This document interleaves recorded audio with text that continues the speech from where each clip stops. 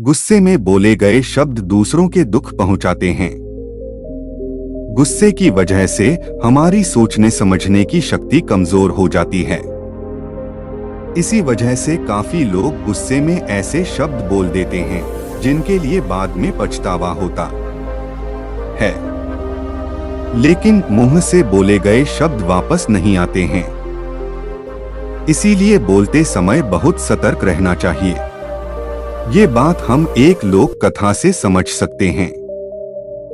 कथा के अनुसार पुराने समय में एक संत रोज अपने शिष्यों को और अन्य लोगों को उपदेश देते थे।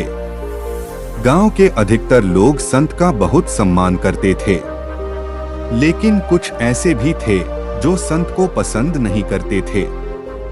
एक दिन संत से जलने वाला व्यक्ति उनके आश्रम में पहुंचा और सभी लोगों के सामने संत का अपमान करने लगा, लेकिन संत ने उसे पलटकर कुछ भी नहीं कहा। जब वह व्यक्ति बोलते बोलते थक गया तो चला गया।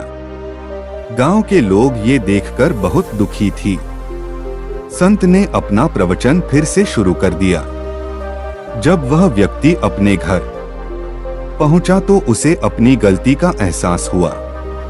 वह अगले दिन संत के आश्रम पहुंचा और उनसे माफी मांगने लगा। संत ने उससे कहा कि एक काम करो, आश्रम में पक्षियों के कई पंख बिखरे हुए हैं, उन्हें इकट्ठा करके यहाँ ले आओ।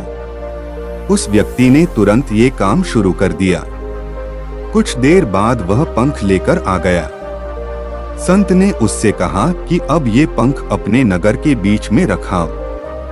वह व्यक्ति संत की आज्ञा मानकर नगर के बीच में पहुंचा और सभी पंख रखकर संत के पास पहुंच गया। संत ने उससे फिर कहा कि अब एक और अंतिम काम कर दो, वे सारे पंख वापस लेकर आ जाओ।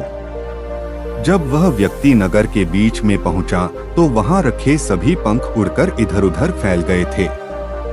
सभी पंखों को डोट इकट्ठा कर पाना उसके लिए बहुत मुश्किल था। वह खाली हाथ ही संत के पास पहुंचा और पूरी बात बता दी। संत ने उससे कहा कि भाई, ठीक इसी तरह जब हम गुस्से में होते हैं तो जो कुछ भी बोलते हैं वह दूसरों को दुख देता है। जब हमारा मन शांत होता है तब हमें गलती का एहसास होता है, लेकिन तब हम कुछ भी नहीं कर सकते हैं। जिस तरह सभी पंखों को इकट्ठा कर पाना संभव नहीं है, मुंह से निकले शब्द वापस नहीं लिए जा सकते हैं।